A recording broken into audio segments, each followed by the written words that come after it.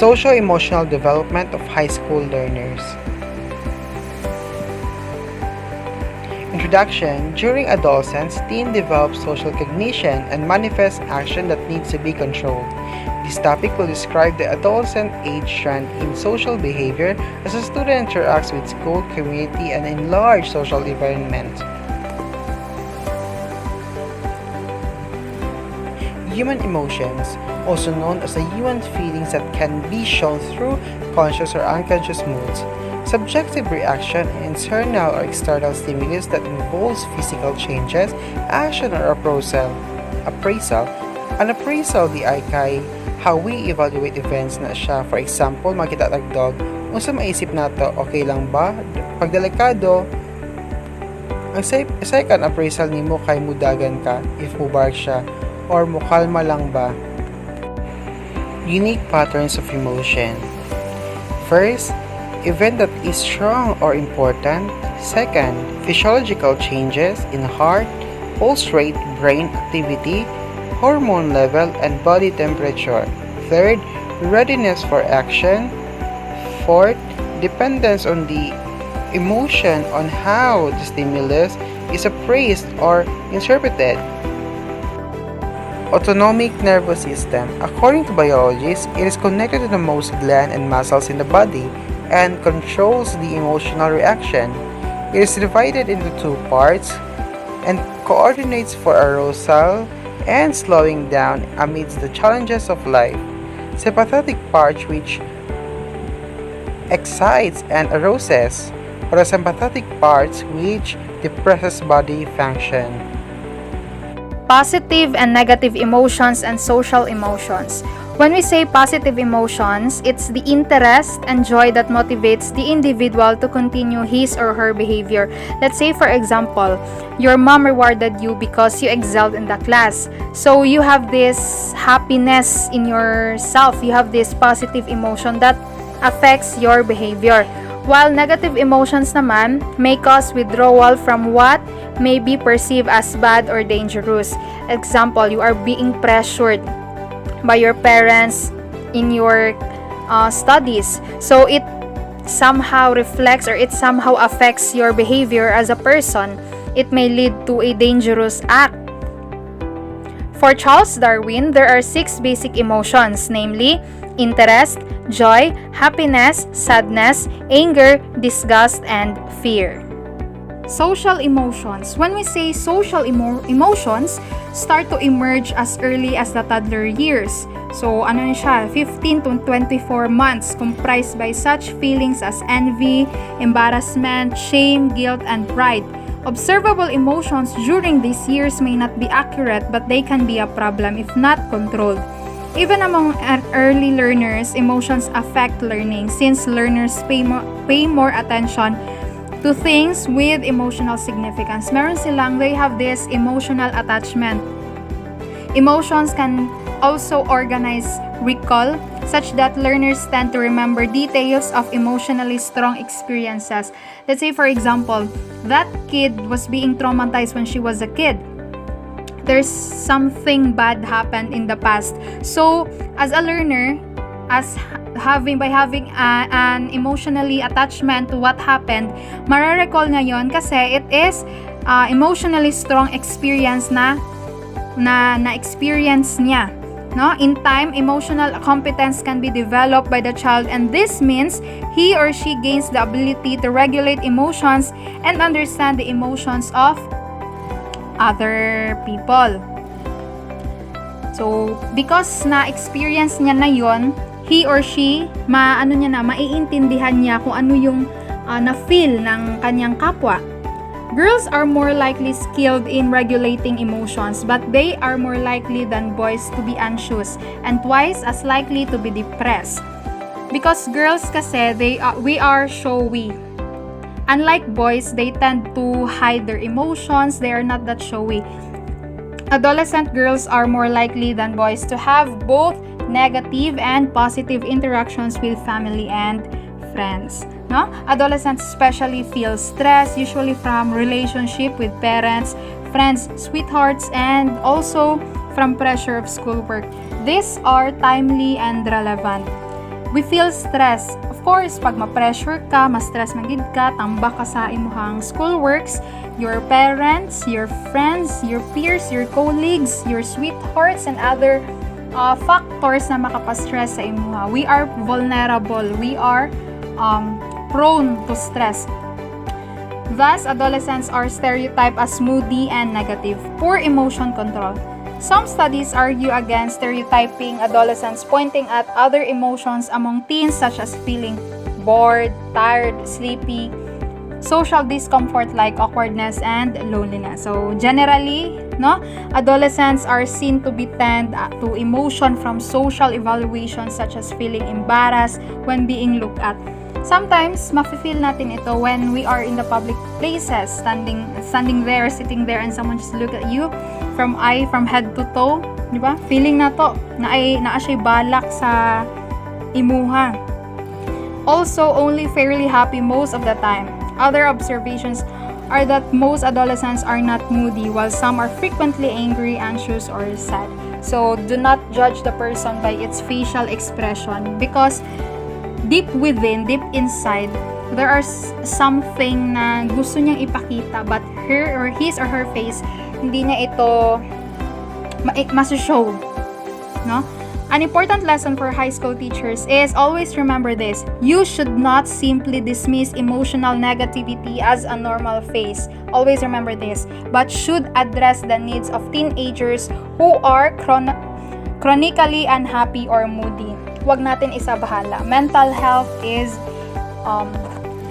important na kailangan nating i-address. So let us discuss the adolescents and social media. The world is becoming increasingly digital because everything is driven by the advancement of the technology. In today's modern society, the internet is set to become a bigger part of our lives, especially among the teenagers. Most of the teenagers are engaged with social media wherein they have an easy access to various media by the use of their mobile phones, laptops, computers, etc. Social media allows teens to create online identities, communicate with others, and build social networks. However, social media use can also negatively affect teens, such as distracting them, disrupting their sleep, and exposing them to bullying, rumor spreading, unrealistic view of other people's lives, and peer pressure.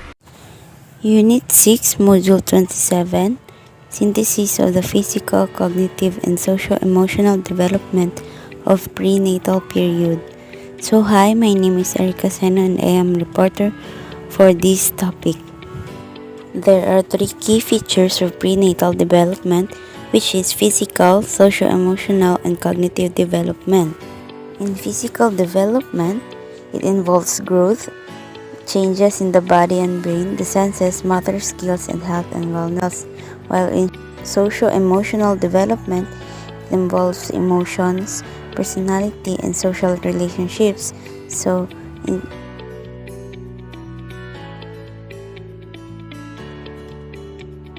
cognitive development, it involves learning, attention, memory, language, thinking, reasoning, and creativity. Next is the pedagogical principles applied to prenatal development. So here I stated 14 principles. First cluster, it is a principles referring to cognitive and metacognitive factors, namely nature of the learning process, goals of the learning process, construction of knowledge, strategic thinking, thinking about thinking, and context of learning.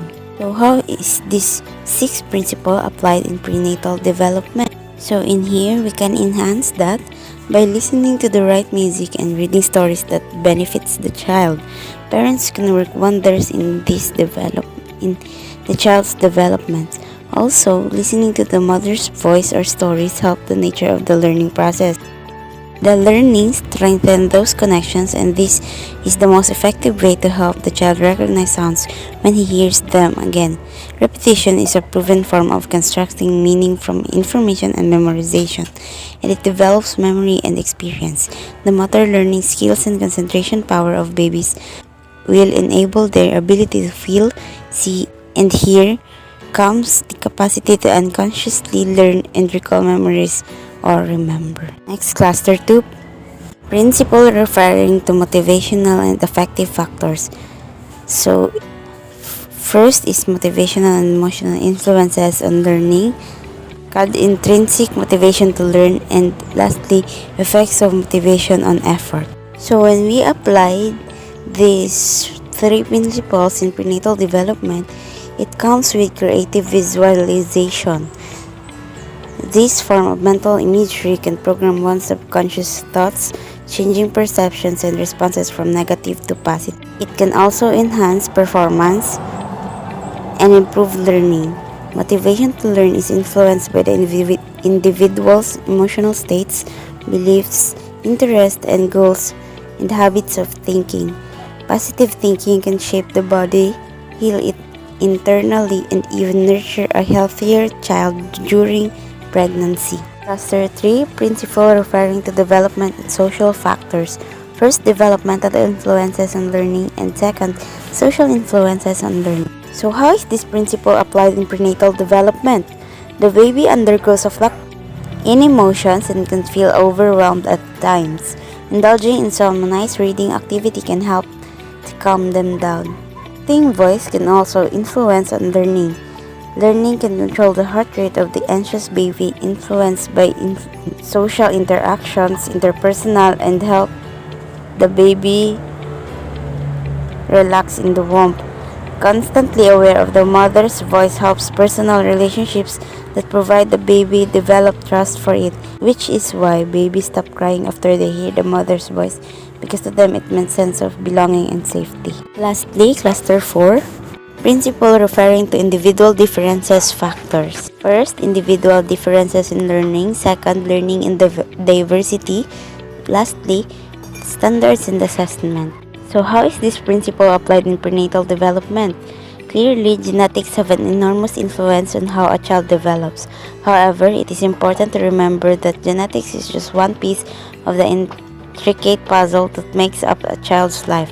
Environmental variables including parenting, culture, education, and social relationships also play a vital role. To sum up, we must always remember that prenatal development occurred in an orderly and delicate sequence. So during each prenatal stage, genetic and environmental factors can affect development. The developing fetus is completely dependent on the mother for life.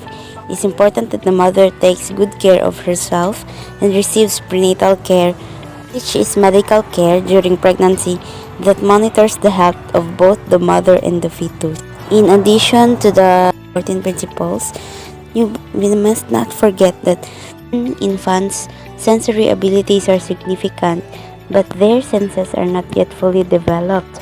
Many of a newborn's innate preferences facilitate interaction with caregivers and other humans. Though vision is the least developed sense, newborns already show a preference for faces. So babies who are just a few days old also prefer human voices. They will listen to voices longer than sounds that do not involve speech, and they seem to prefer their mother's voice over a stranger's voice. Newborns also have a strong sense of smell. For instance, newborn babies can distinguish the smell of their own mother from A pleasant morning to each and everyone.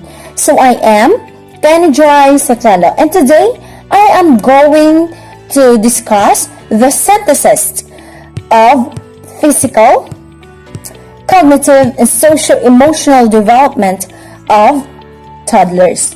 So next slide will be the key features of the development of toddlers. So what are the key features of the development of toddlers? So there are three features of development of toddlers, and those are the physical development, cognitive development, and socio-emotional development. So first, we are going to tackle the physical development.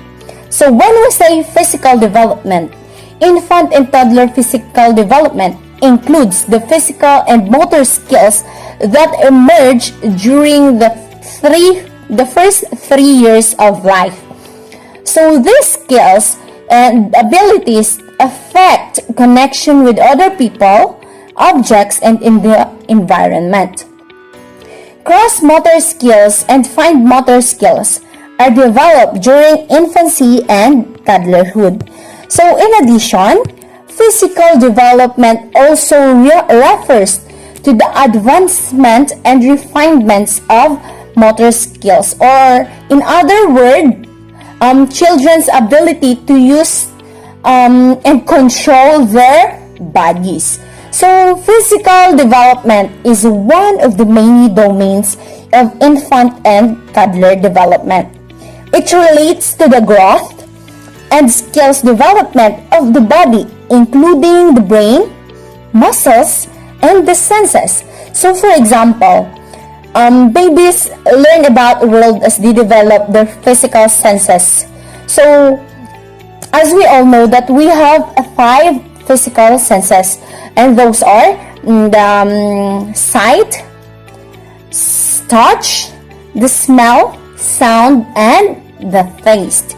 In fact, babies can hear well before they are born. So newborns like to look at the faces and will seek interesting things to look at very early on.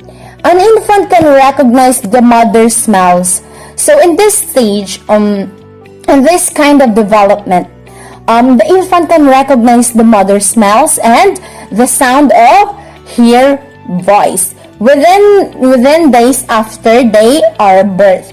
So from birth, infants are aware of the world around them. And the ability to grow, develop, and learn occurs quickly as infants begin to explore through their senses. So next is the cognitive. So cognitive development refers to the development in the way baby thinks. This includes his or her language, communication, and exploration skills. So cognitive development has 4 stages, which are the pre-operational, the concrete operational, and the sensory-motor, and the formal operational stage. So cognitive development also refers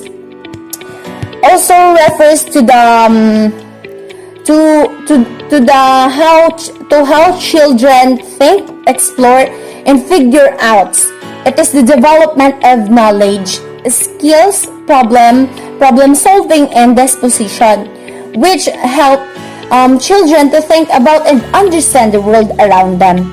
So in cognitive development, brain development is also part of this kind of development, which is the cognitive development.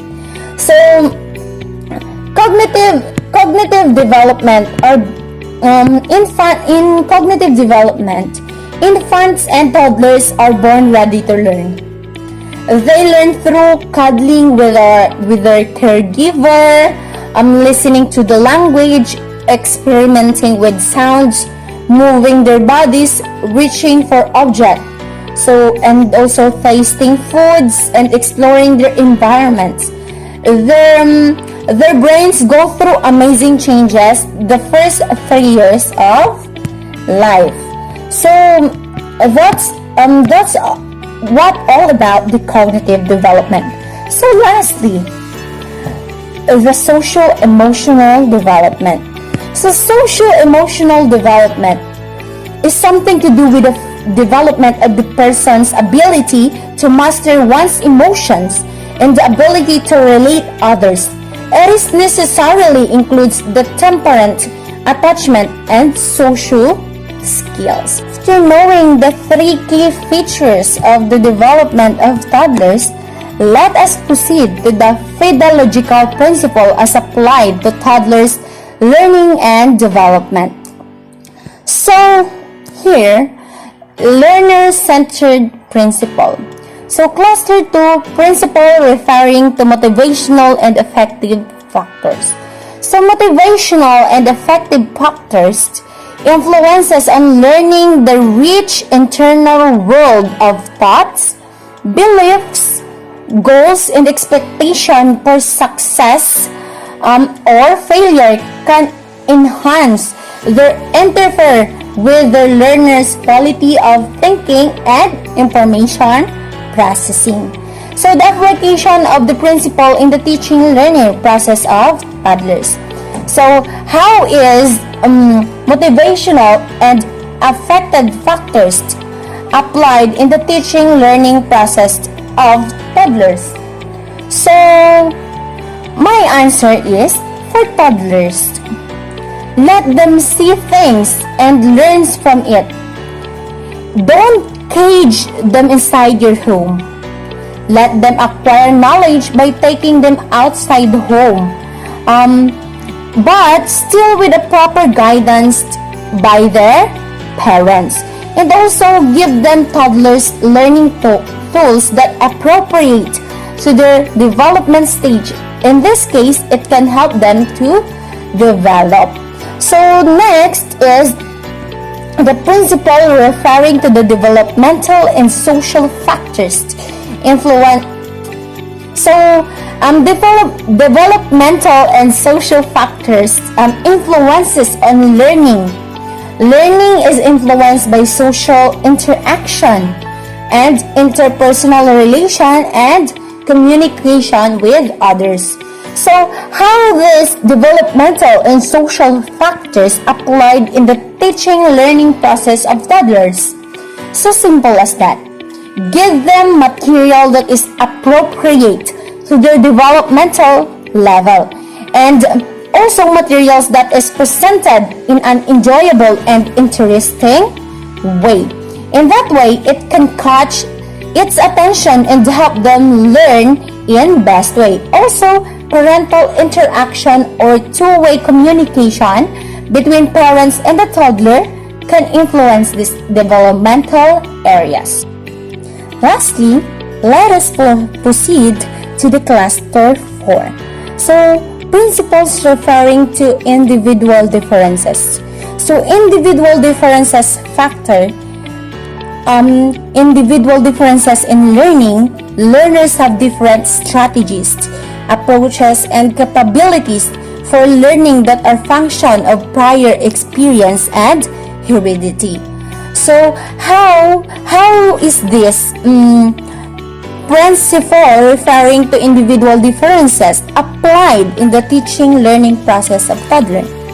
So my answer is parents should be sensitive to the toddler's preferences for how they learn and the pace at which they learn.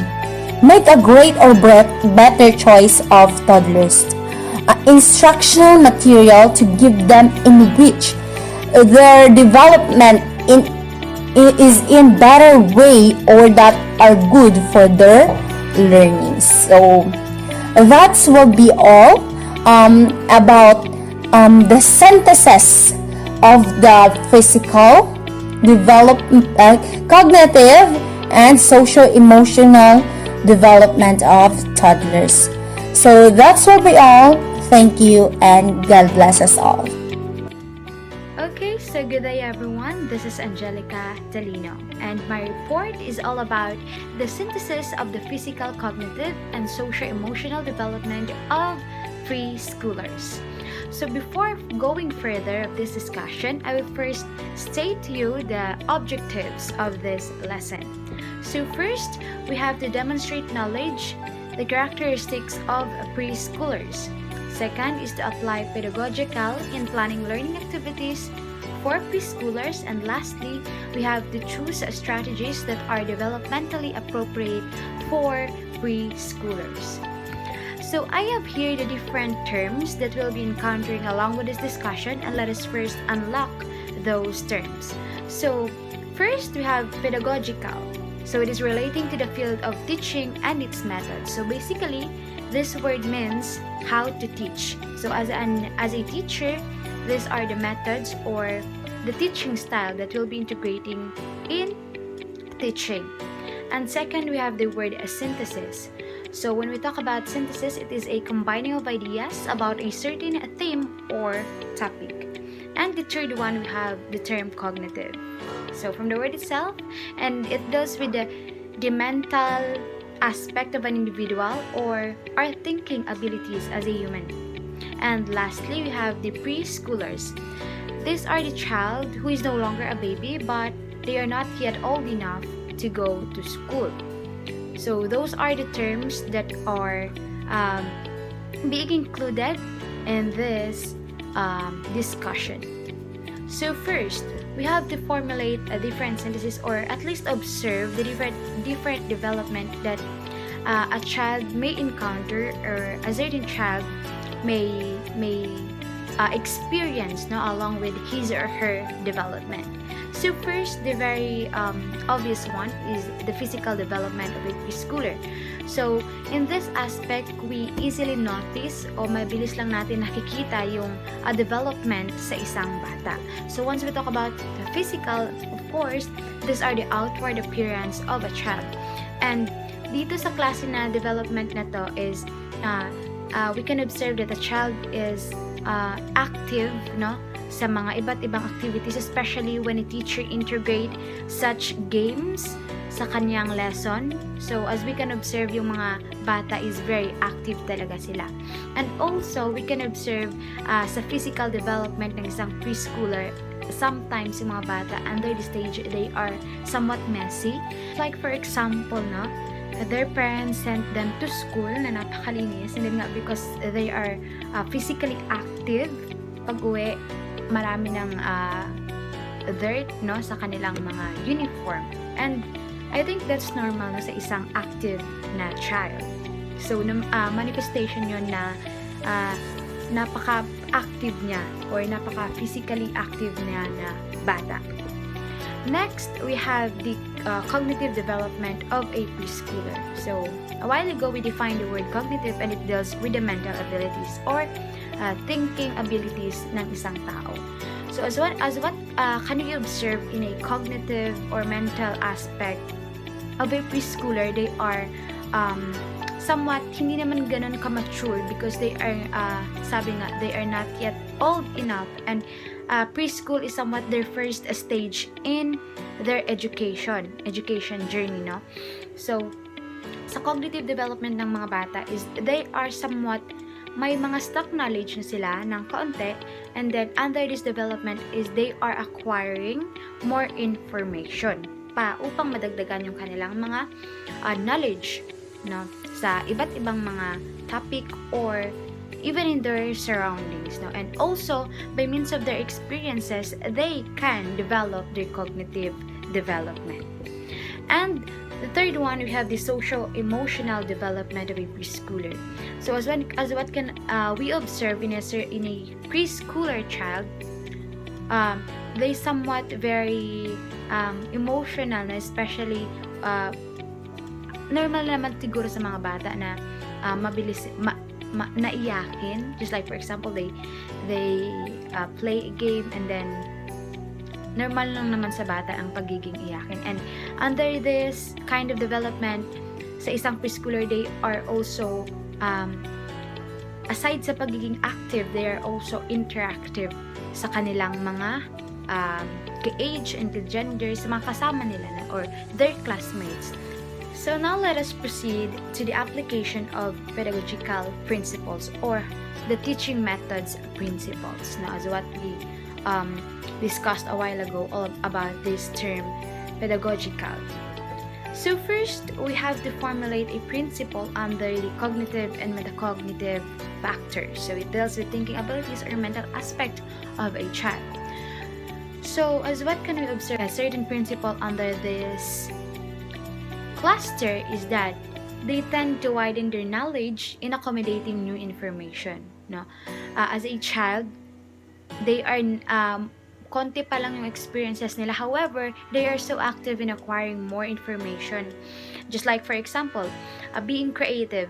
Under this stage, they usually widen their mind, and that results to being creative. And also, they use that creativity to influence others or in building relationship with others. And next cluster, we have the motivational and affective factors. So the principle here is that thinking becomes more logical, and they can now solve problem and analytical information. Since nga, although hindi sila masyadong, they are not yet that matured enough, but they can now use their logical thinking in somewhat analytical situation or logical information, just like problem solving, or the reversibility can be integrated in this cluster, or we can infer that kind of principle under this cluster. Next one, we have the development and social factors. So it deals with the people that surrounds a certain child or ang isang preschooler. So here, a principle is they are so interactive with others, especially to others who has the same age and gender with them. So as what I've mentioned kanina, since they are so physically active, so they tend to be more interactive din sa kanilang mga kasamahan, especially ng same gender nila at mga kaedad, because aside from they can relate to each other, they share also the same experiences and somewhat the same level of knowledge. And lastly, we have the individual differences factors. So I do believe that a certain child is a unique individual because they possess such abilities that sila lang yung nakakagawa, or capabilities na sila lang din yung kaya din nilang gawin, no? So under this cluster, we have a principle that's stated here. They have their different abilities and capacities that allows them to do or cope up with things or tasks. Since nga it deals with the individual differences, so it deals with their individual capabilities and abilities as a preschooler. So may iba't iba silang strategy, and that strategy leads them, or it leads them to cope up or to accomplish a certain task, which enables them and allows them to be different from others. So since meron silang iba't ibang abilities, and it is also nasa kanila rin on how they integrate, on how they apply that abilities in terms of doing a certain task. So that's it, my report all about formulating synthesis. So yung mga na-discuss ko are the different synthesis or principles that we can formulate, no, sa mga development sa isang preschooler. So thank you for listening, thank you for watching, and God bless everyone.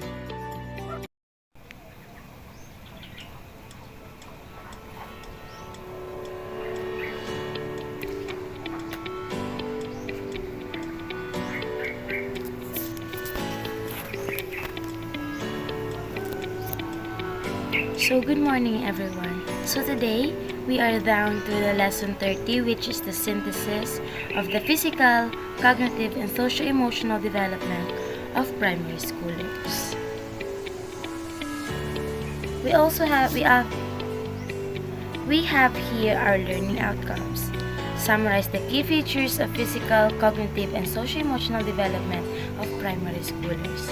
Apply pedagogical principles in the teaching learning process for primary schoolers.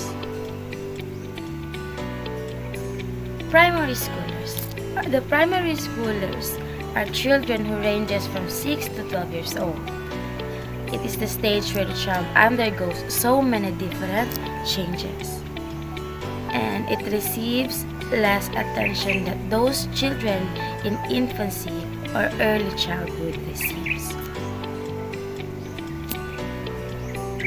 So what is physical development? So when we talk about physical development, it refers to the advancement and refinement of motor skills.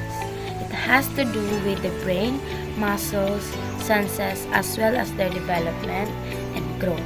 So basically, si physical development refers to the physical growth of the child.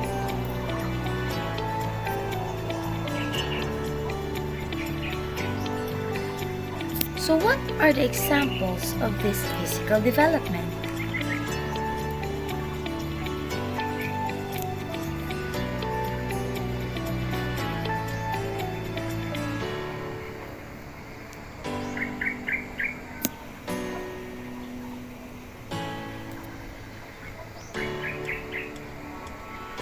So one on the bucket about the example of physical development is that our height. The height of the kids belong to the physical development. As every year or every 6 months, depending on the activity of the child, their height increases.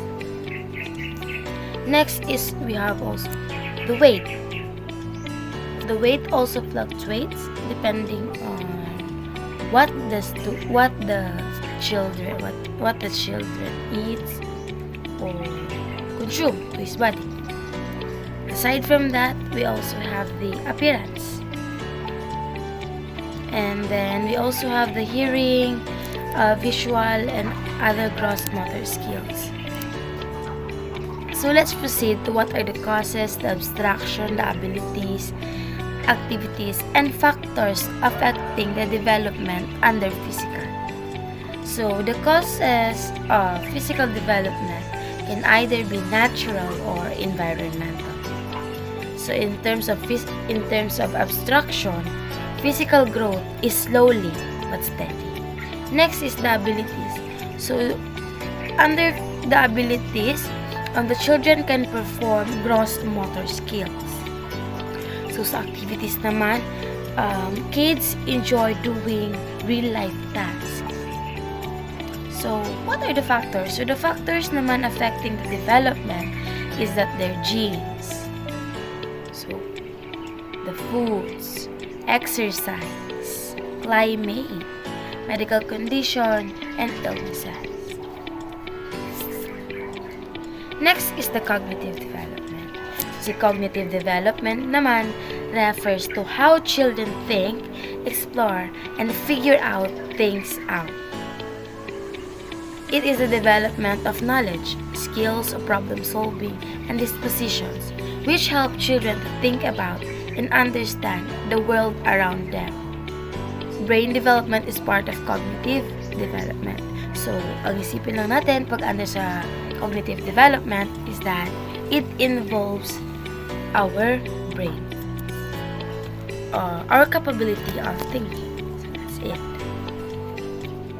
So what are the examples of this cognitive development?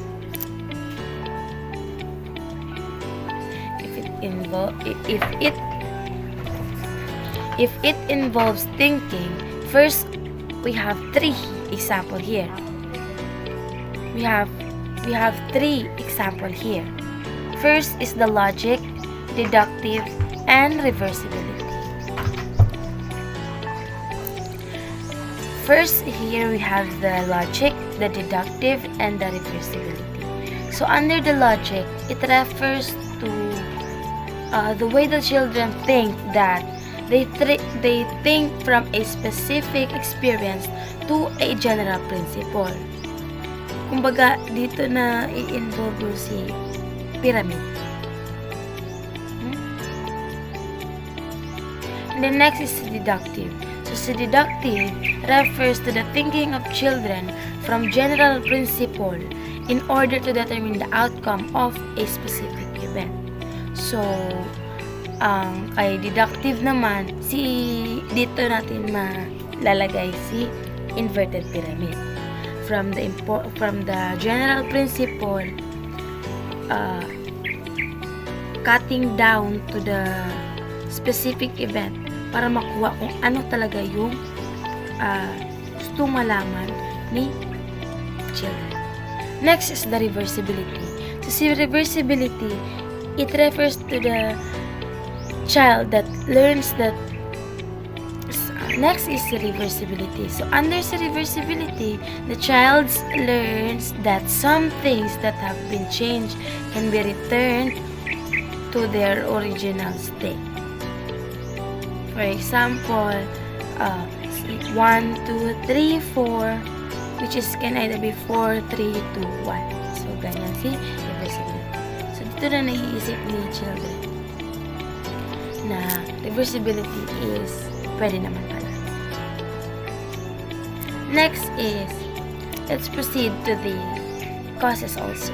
So the causes under cognitive development, everything that a person experienced and gained is a continuous process of assimilation and accommodation. So abstraction, intellectual ability is not the same in different stages. Under the abilities, children on this area can apply inductive logic. So sa activities, they are open to accept information but having a hard time to reverse it because they are confused. Next, factors affecting this development. We have the environment, the child, where the child belongs. Next is the parent or guardian. It's either they receive less attention, which affects the way they think. Next is the educator. Their friends also, which is, I believe that friends really have a huge impact on the children in this area. And the learning aids.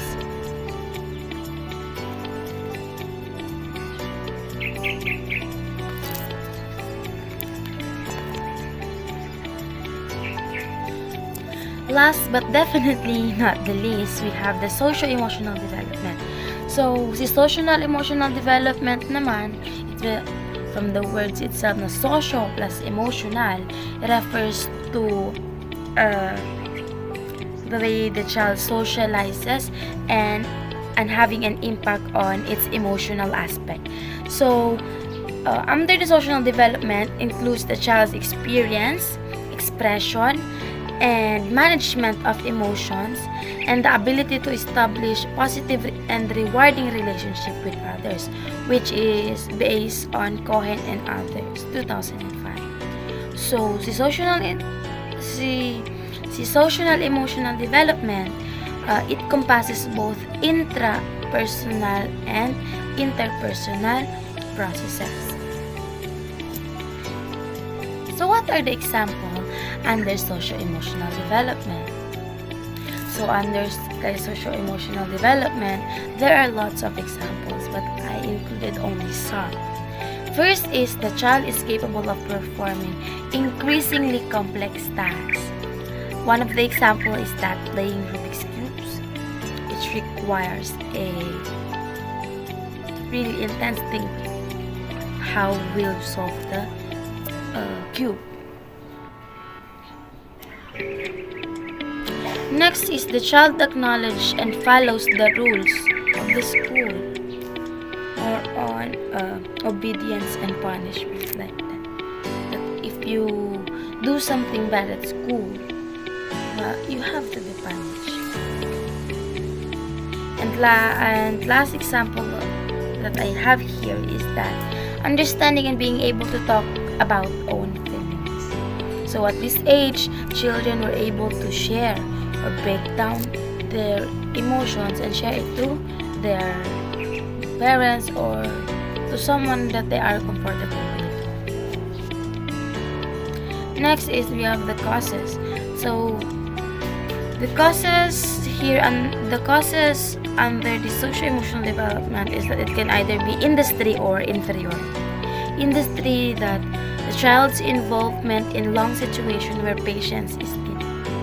And the inferiority, a child gets a feeling of failure. So as abstraction, school experiences becomes the priority, with children so busy doing schoolwork kasi na-involve na kasi industry and inferiority. So yun, abilities. So under sa socio-emotional development, the child have the ability to interact positively in the world. Next is activities under social-emotional development. enjoying childhood years with friends. Then the factors that affect the socio-emotional development is that the environment is also the place where they belong or they socialize with others. Next is their beliefs.